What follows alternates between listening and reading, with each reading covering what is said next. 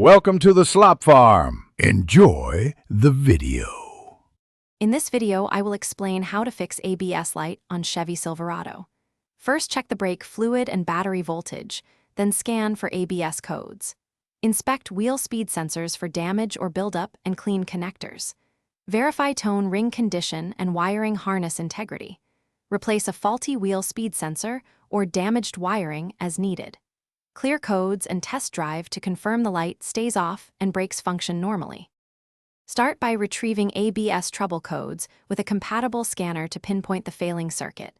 Visually inspect each wheel speed sensor and tone ring for debris, damage, or misalignment. Wiggle connectors while monitoring live data to catch intermittent faults. Test sensor resistance and voltage where applicable, then trace any damaged wiring back to the control module. Replace only the faulty components and rescan to confirm the repair was successful. If you're finding this helpful, please subscribe and like the video to support the channel. Quick recommendation: I use leak-proof meal prep containers to keep shop snacks and small parts organized and dry when working on trucks. They seal tightly, stack neatly, and save messes in the cab or garage.